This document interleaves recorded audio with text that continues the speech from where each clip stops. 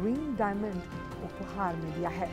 प्रधानमंत्री ने अमेरिकी राष्ट्रपति जो बाइडेन को एक विशेष चंदन का डिब्बा भी भेंट किया, जिसे जयपुर के एक मास्टर शिल्पकार द्वारा हस्त निर्मित किया गया है। इस पर मैसूर से प्राप्त चंदन में जटिल रूप से नक्काशीदार वनस्पतियों और जीवों का पैटर्न बना हुआ है। तो राष्ट्रपति जो बाइडेन को प्रधानमंत्री ने विशेष चंदन का डिब्बा भेंट किया है और जो फर्स्ट लेडी हैं उन्हें 7.5 कैरेट का ग्रीन डायमंड दिया है। और ये जो विशेष मुलाकात रही फर्स्ट लेडी और अमेरिकी राष्ट्रपति के साथ, आप देख सकते हैं बेहद खास रही, अनौपचारिक सी मुलाकात है ये। और एक नए आयाम की तरफ बढ़ते हुए दोनों देशों के रिश्ते, जब हम 21वीं सदी में भारत के युग का जिक्र करते हैं, हम भारतीय ताकत की बात करते हैं, ग्लोबल साउथ की मुखर आवाज़ की बात करते हैं, तो भारत अपनी बात मुखरता से रखता हुआ और अमेरिका के साथ रिश्तों को एक नई परिभाषा देता हुआ। बिल्कुल, काफ़ी महत्वपूर्ण ये मुलाकात रही है अभी इस वक्त की, और इसके बाद काफ़ी महत्वपूर्ण अब कार्यक्रम होने हैं।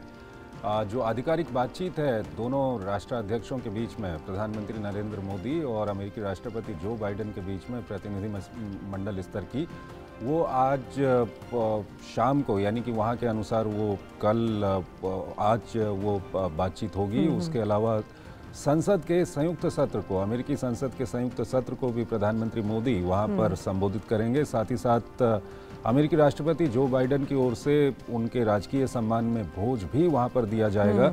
तो अगर ये कहा जाए कि भारत और अमेरिका के जो आपसी संबंध हैं वो लगातार मजबूत हो रहे हैं, और इन संबंधों में एक दूसरे को किस तरह से दोनों देश आगे ले जा सकते हैं, उस संबंध में जो महत्वपूर्ण बातचीत होगी वो अब आज होगी।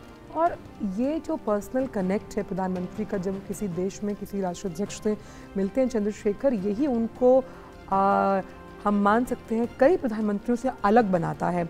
और यहाँ पर हम देख सकते हैं जिस तरह से जो पर्सनल केमिस्ट्री है और दोनों राष्ट्राध्यक्षों की, ये हमने कई जो मल्टीलैटरल फोरम्स हैं वहाँ पर देखी है, और उसकी वजह से ही हम ये मान सकते हैं कि दोनों देशों के रिश्तों में एक भावी असर नज़र आता है।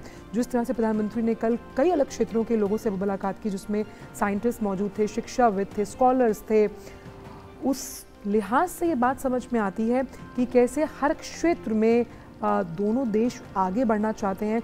जिस तरह से जो टेस्ला और ट्विटर के संस्थापक एलन मस्क ने भी साफ तौर पर कहा, आधे घंटे की मुलाकात के बाद उन्होंने कहा कि वो मैं भारत में निवेश करने के लिए इच्छुक हूँ। और प्रधानमंत्री को जिस तरह से भारत की परवाह, इसलिए ये भी प्रधानमंत्री के लगातार कहा जाता है कि रीत जहाँ की प्रीत सदा, मैं गीत वहाँ का गाता हूँ, भारत का रहने वाला हूँ, भारत की बात सुनाता हूँ। और भारत की बात सुनाने से अब पूरा विश्व भारत की बात सुन भी रहा है। इसलिए योग डिप्लोमेसी के जरिए जिस तरह से नया कीर्तिमान कल स्थापित किया गया, और अब जिस सॉफ्ट अलायंस, जिस सॉफ्ट पावर का जिक्र लगातार जोशी हम करते रहे हैं, G20 की बैठकों में हम देख रहे हैं, वो इन दोनों देशों के रिश्तों को बहुत एक अलग स्तर पर ले जाने की उम्मीद रखता है।